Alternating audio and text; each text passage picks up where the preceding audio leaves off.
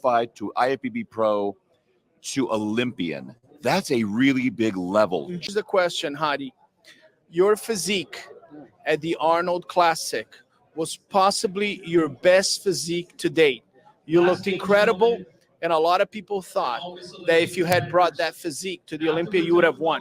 Are we seeing the same physique that we saw at the Arnold?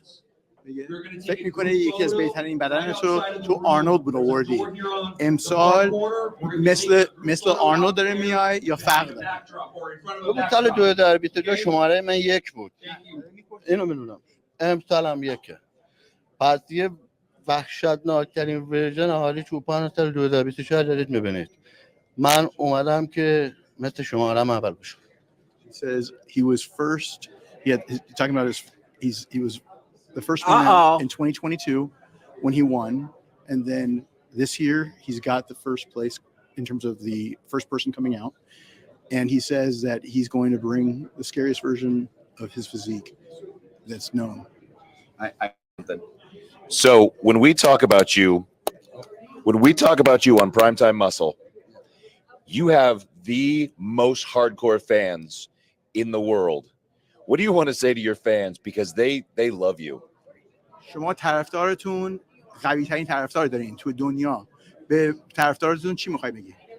من هر چی دارم، هر چی پیشرفت کردم به خاطر انرژی بوده که هوادارم و طرفدارم بهم دادن. و امسال با انرژی اونا حتما جوابشون رو با تانلو طلایی میدم. و امسال همه باور کنید که خشن‌ترین ورژن هادی چوپان رو می‌بینید. He said he wants to be able to give back to all his fans, and he's worked on trying to bring the best version of himself to be able to bring the sand out to the fans, and that's what he's looking forward to doing. I want to tell him on behalf of the Mr. Olympia, the IFBB Pro League, all the judges that sit there, that you are one of the greatest Mr. Olympias of all times, because you gave the hope for everybody in the world that they could be Mr. Olympia.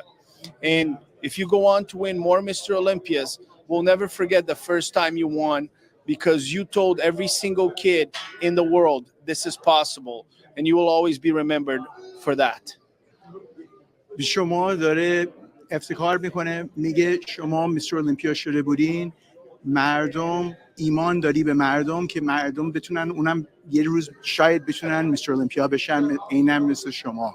برای همینم خیلی بهش میگن علاقمند شده به شما، برای اینکه شما به مردم دنیا ایمان داری. خب من الان چون تنهام اینجا، خیلی از هموطنام قهرمان شدن، دنبال ویزا بودن نتونستن ویزا بیارن اینجا، که من خواهش میکنم از مثل المپیا یا هر کسی که میتونه به بچه‌های ایران کمک کنه، به قهرمانای ایران کمک کنه که بتونن به مثل المپیا برسن. ما قهرمانان خیلی بزرگی داریم، قهرمانان خیلی قوی داریم، خودشون میدونن که به بهترین شکل توی مسابقات امپریسی و حرفه‌ای شرکت بکنن و سطح مسابقات رو میبرن بالا. و من یه خواهش دارم که اگه کسی توانی داره، قدرتی داره، بتونه به بچه‌ها کمک کنه که ویزاشون رو بگیرن و بیان اینجا توی مثل المپیا به آرزوشون برسن. چون من اینجا خودم هستم، تنها هستم، همونجور دلم میشکنه که هموطنم نمیتونه بیاد توی مثل المپیا، جایی که آرزوش بوده. He's saying that his heart is broken because these athletes that he's given hope to, so many of them in Iran can't come here, and they're amazing athletes. You've seen the champions that the Iranians have been able to create, but can't come here because of visa situations. And he just feels like his heart is still part with them, and he wishes that he could be able to do something, and he's hoping that it'll just get better. Well, to all the Iranian competitors and fans, we hope that this situation is quickly resolved.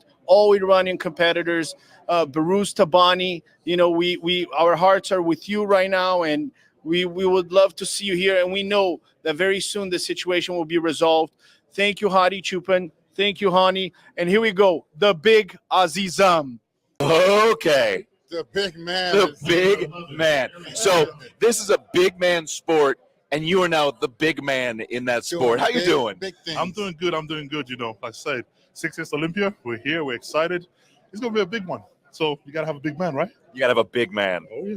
It was a lot of noise going on when you made the decision to compete in France. So Oh, yeah. I mean, like you've been shockwaves. Everybody was like scrambling through their phones trying to see what was going on, what was it going to look like. Oh, I've always said this, man. I'm never gonna just be the guy that competes once a year and be like, that's it, and then you don't see me until another year. And you know what? We got loads of fans all around the world, and I thought, you know what? Hell, why not give them a show, make the bodybuilding more interesting, right? So I thought, show 2 weeks beforehand. It's around just 7 hours drive from where I live. Why not? Let's go give them a show. Okay, I sent you a note and I said, this is genius. Thanks very much. We had a lot of fun doing it, and for us, it picked up a lot of insight for us and my physique and the way it's progressing. So it kind of was a good, nice 2 weeks checkpoint from the Olympia. So we thought, you know what, let's have a trial run and see how that goes for us. And we got a lot to work on from there, and take the feedback on there, and come into the Olympia with it. So speaking of which, Chris, I got to ask, you got a new coach. How's that working out? Oh man, it's been absolutely amazing. And this is as close to home as a coach could ever be, right? She sees me from the moment I wake up to the moment I go to sleep. She watches everything I do. She makes sure that I'm on track. She whoops my ass when I need to.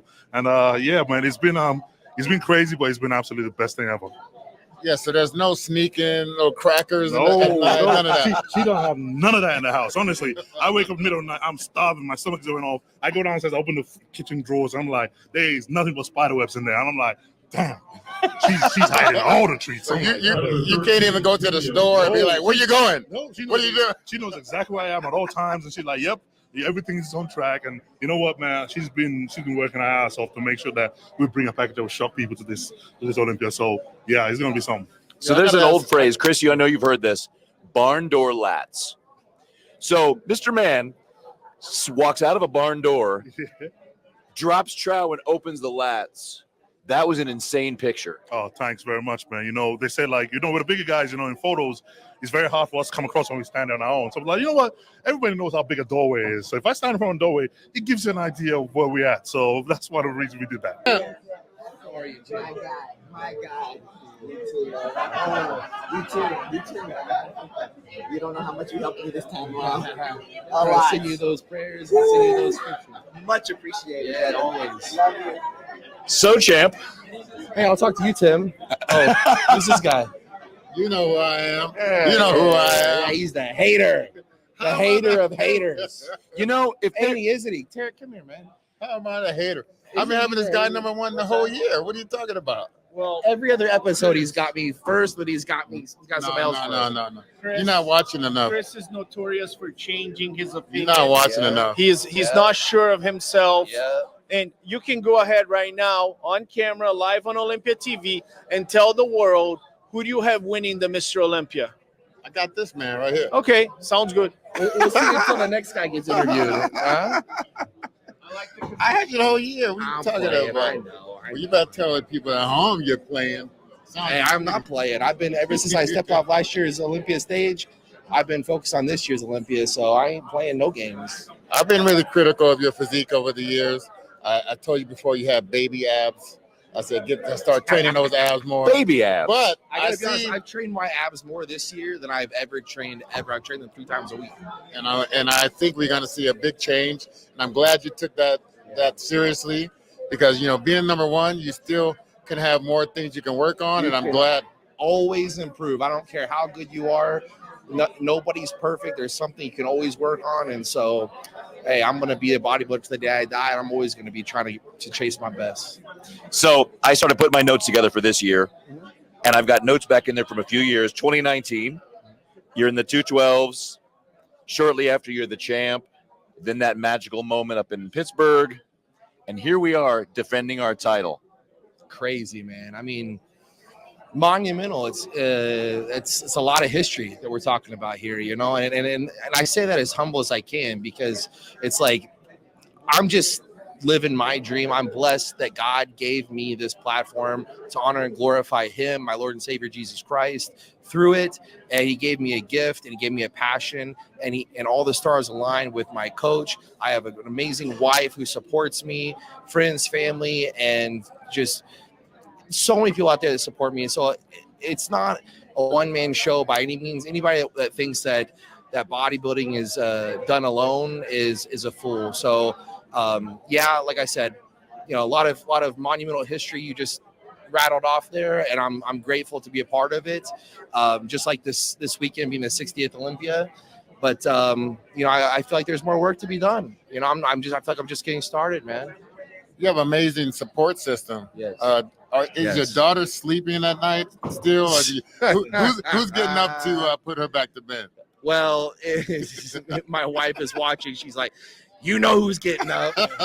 So no, I have an amazing wife who's even better mother. I mean, she's a godsend to this earth. I mean, shout out to my wife Jelson, and yeah, I mean, my daughter is growing quickly, and she's becoming a character of her own, and she is waking up probably as many times as I do to pee at night.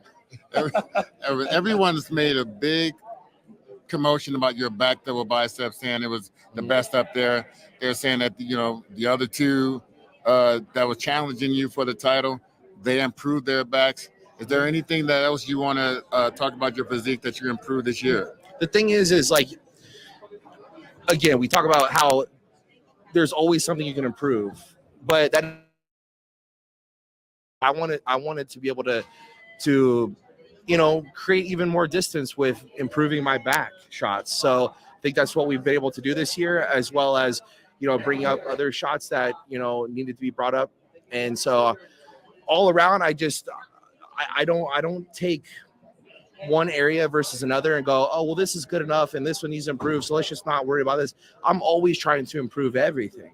And so even if I'm dominant in one shot, I want to be even more dominant, and I want to keep improving, and just not just to beat other people, right? Like, the competition's great, you know, it's exciting for the fans, but I want to see how good I can be. I want to see my fullest potential reached, and that's bodybuilding. And so that's what I'm here to do. That's what I want to continue to do, is just be my best. Well, I got a question. So you talked about last year, you talked about history. You etched your name on that sandow. It never goes away. You will always be Mr. Olympia. But this being the 60th, how much would this mean to win this one? Well, now I want one with my name on it. And it's the 60th, right? Oh, yeah. And I heard that, well, it might be a special edition sandow. So having that with my name on it would be very nice to take home to Florida. Knowing Jake, it's probably melted gold or silver, so it's going to be an incredible sandow. If it is, I want to see if that's real gold. Well, I promise if it's Jake, I promise it is. Well, let's just go get it this weekend. Welcome to the 60th Mr. Olympia here in Las Vegas at Resorts World. Mr. Olympia, Derek Lunsford, first two-division Olympia champion, coming back to defend my title. I want to thank each and every one of you for coming out to support me and support here at the Olympia weekend.